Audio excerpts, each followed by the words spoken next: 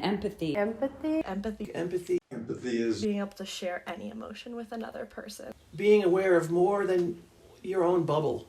To really feel how that person feels. our ability to connect with people in a way that is meaningful.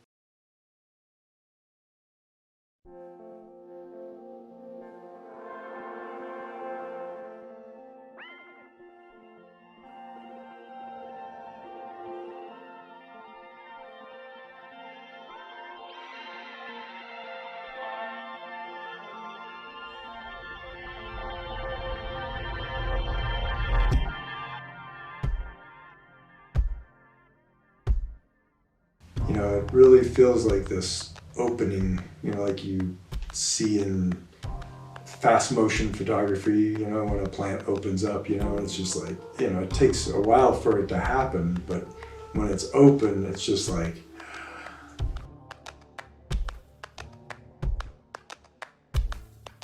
So psychology is starting to separate these two facets of empathy, one being emotional empathy. So that's like you fall down and I see it and I immediately wince because I'm having this experience with you. Kind of emotional, maybe even physical, right? It's the mirror neurons. It's the like a mental experience is going on in my brain that would be similar as if I were actually having the experience.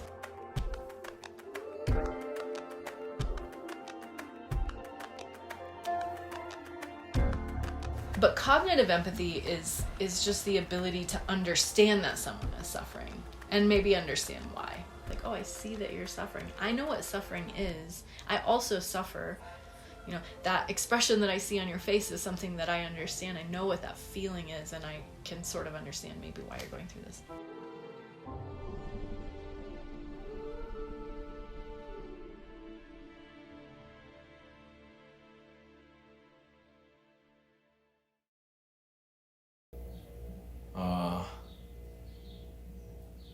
This is fucked up. I feel like I'm gonna cry. My brother and I were very close. When I was coming here, we were talking once again about like the paths that we have been taking, and he was just sad about the fact that I was leaving, but he still said he was happy for me. And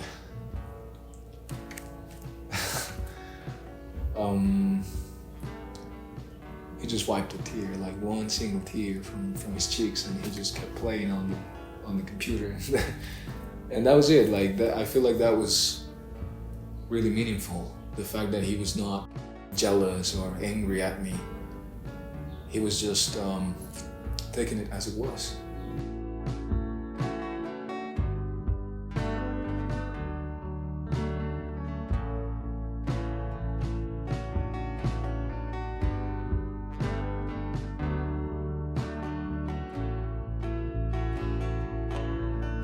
My mom considered committing suicide when she was in her late 20s. There were 3 of us, and she was going to drive us off a bridge because she didn't want to leave orphans. And she told me about that. She said, I realized it was the wrong thing to do, and so I started to look for help. We're not supposed to solve all these problems on our own.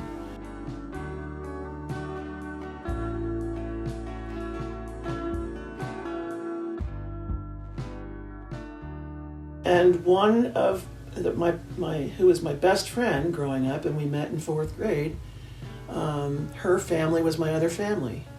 And her mother was, every time you walked in the house, it smelled like bread. And she was always welcoming and loving. And now I'm still in high school, can't go back home. Now what am I going to do? Don't have a job. So I went and talked to Mrs. Vreeland and said, I'm kind of stuck. Is there any way that you can help me until I can get another job and find another place to live? And so I finished high school at Mrs. Vreeland's house. And when I apologized to her for not having money to pay for my stay and my food, she said, we don't expect you to repay us. We expect that you will take what we helped you with and do it for somebody else someday, and that's how we get repaid.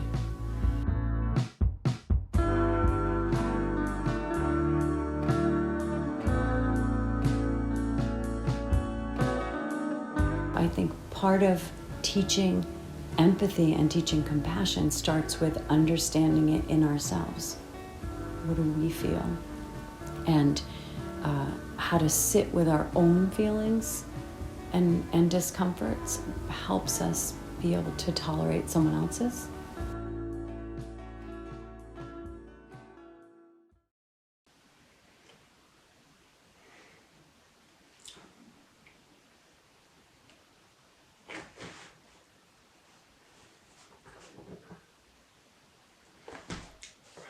So, as you know, my son died in a car accident.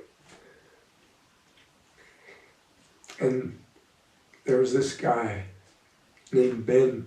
He used to live in Prescott. And I mean, we weren't really close, but we knew each other, you know. And they got to know him. I'm not sure when it was. It had been a couple weeks after my son had passed. And I get this. It was a recording of Ben. And he's traveling down a road. He's in his car and you can see passing traffic and trees.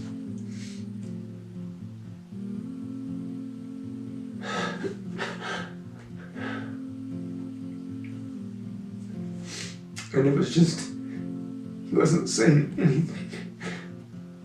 He was just crying uncontrollably as he's looking into the camera, into his phone. I felt like he was expressing my feelings of having lost a son, knowing that he has a son, and that he let himself feel what it was like. Nothing more profoundly impacted me than that. And I think that took incredible courage on his part to let himself feel that.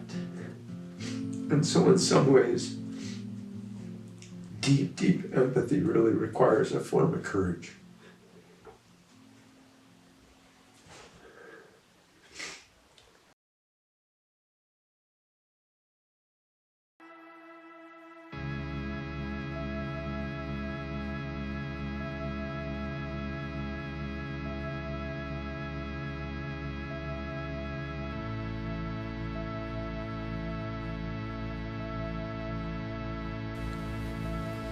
I think as we talk about it, the more I feel like empathy is everywhere and like all the time.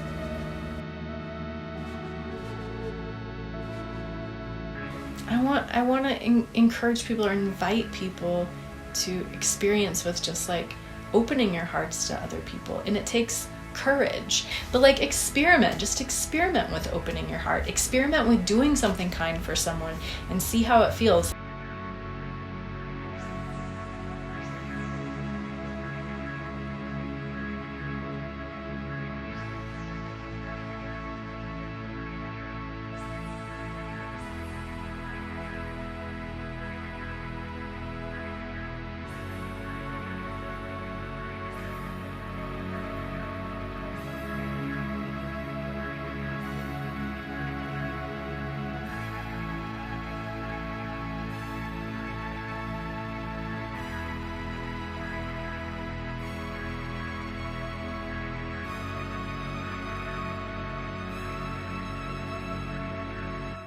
Because I do think it has really revolutionary power.